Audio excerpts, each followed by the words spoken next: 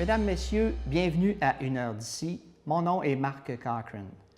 Après 10 ans de Grande Fête de la Côte-de-Beaupré, l'activité a fait place cette année à Rythme et Papilles qui s'est déroulée du 23 au 25 août au camping du domaine Sainte-Anne à Sainte-Anne-de-Beaupré. Si les installations et le souper gastronomique ont satisfait les organisateurs, il en va autrement de l'achalandage. Nous avons préparé ce qui suit. En fait, on est très satisfait de l'événement, de la façon que ça s'est déroulé, des installations, de l'équipe qui était en place pour pouvoir mettre en place le tout.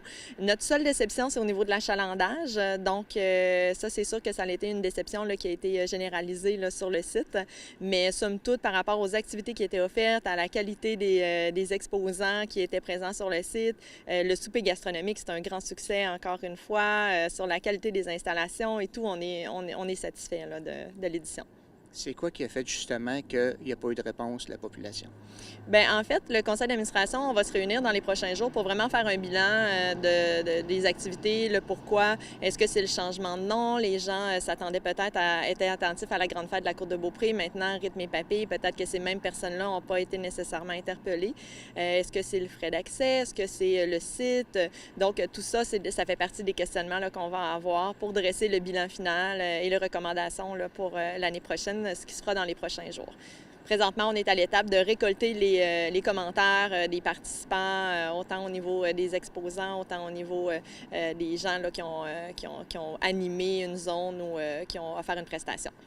Est-ce que justement, parmi les commentaires qui sont en train d'être recueillis, est-ce que vous pouvez nous en parler un peu à ce niveau-là ou c'est pas encore déterminé? Oui, bien en fait, ça tourne beaucoup. Les gens se questionnent un peu comme on le fait nous présentement au niveau de l'accès, au niveau du site, au niveau de la promotion aussi. Je pense qu'il y a un petit coup de cœur, un petit coup de baguette magique là, à faire au niveau de la communication, bien communiquer notre message parce que les activités étaient intéressantes. Nos réseaux sociaux ont roulé beaucoup, roulent encore d'ailleurs. Donc, c'est ça. En gros, les deux questions, c'est au niveau justement du frais d'accès et de la promotion. Donc, la manière que vous parlez, il y a une possibilité que ça revienne l'an prochain. Oui, je ne crois pas que ça soit... Non, l'événement reviendra l'année prochaine, maintenant avec une formule améliorée. Là. On a bâti les fondations de Rythme et Papilles cette année. Maintenant, il reste à construire là, ce qui vient là, pour le reste. Merci, Mme Ovington. Ça me fait plaisir. Merci à vous. En fait, c'est une soirée festive, hein, parce que Rythme et Papilles, c'est concentré sur la musique et la gastronomie.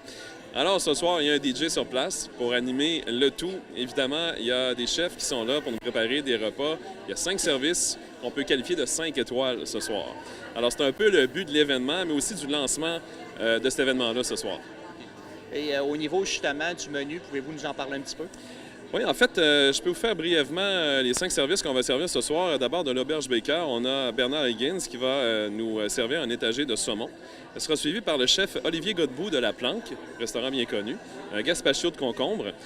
Comme service numéro 3, ce sera Guillaume Barry de l'espace Art et Vino. Ils sont très, très créatifs, qui vont nous servir une caille en 2 cuissons.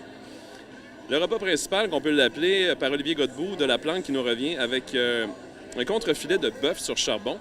Et on va terminer avec le dessert, et c'est pas le moindre, de pralines et chocolat, c'est Ludovic Vaux qui va servir un sablé de noisettes.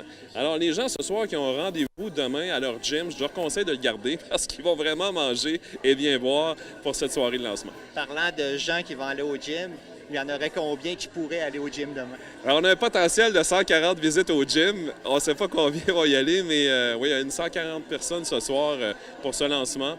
Très festif et très simple aussi, comme fait voir. On a installé une tente à l'extérieur, puis les gens sont très décontractés, puis c'est ça qu'on veut. On veut que les gens passent une soirée bien relaxe en ce jeudi soir de lancement.